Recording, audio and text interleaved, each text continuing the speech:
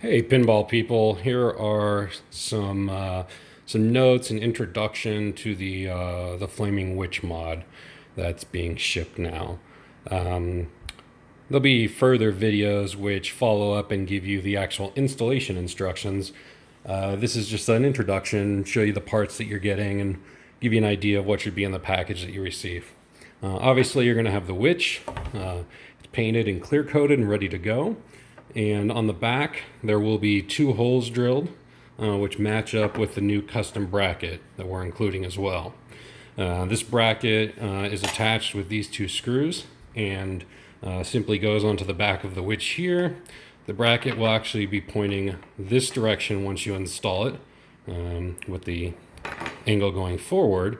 And in the installations instructions, we'll talk about this, but this bracket has to be attached to your witch platform first, and then the witch is attached to the bracket because you have to get to these two screws down here at the bottom.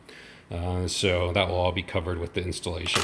So that's the witch assembly, and then you have the base and flame assembly. This will come to you pre-assembled like this with the lighting already included in the flame portion and everything ready to go.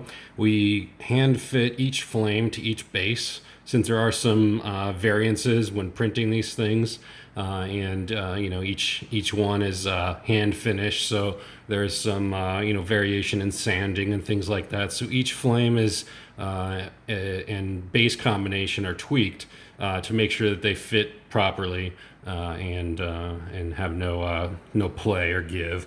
We adjust all the various gaps and things like that to make it a nice fit. This piece replaces the tube that your witch is currently in.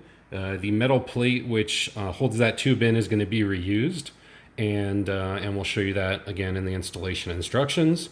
And then finally we come to the controller. This is the box which houses all the electronics that manages all the various aspects of the lighting and monitoring the game to know what to do at various stages. So when your game gets power, initially this guy's going to turn on. There'll be some initial response from the system, so you see that it does have power and it is working. And then while your game boots up, it will do some measurements of various things, set some baselines, and be ready to go when your game is ready to go. This is a power lead that's going to connect in line with existing power that's in the game, so you don't lose any plugs, nothing to wire. And then we have the various connections here. The ones that are going to be in use currently are labeled, and the other two connections which are not labeled are not in use at this time, but have been added for forward compatibility with lighted witch mod that we're looking at doing. So they're there. There's no other hardware upgrade to do. You would just need a new witch and it would plug right in. So what we have is the 3-pin JST connector, which is labeled flame, and that's going to be connected to the flame connection there.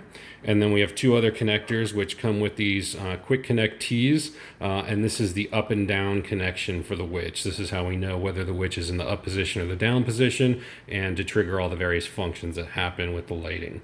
And we'll show you where these connect. It's a simple snap-on connection, no destruction. You can easily remove them at any time, and really handy there. That's basically it. There are actually two more pieces I didn't show, which are the quick mounting pieces for the witch for the base, and those just screw on to the existing posts that are in the game, and we'll show you how to do that in installation instructions. Of course, we'll follow up with additional videos showing the various installation procedures, and if there are any questions, feel free to post them in the thread. Happy to answer anything like that. But yeah. Oh, one thing I should mention, I forgot to go over this. There is the keypad included in the control module.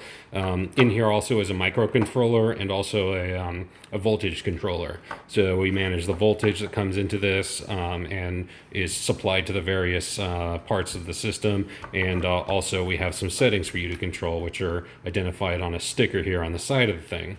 This will also have a Velcro pad on the bottom that you can use to stick to a few different locations in your game. And that way, if you need to remove the box, it's easily removable, and you can move it around, get it out of the way if you need to, etc.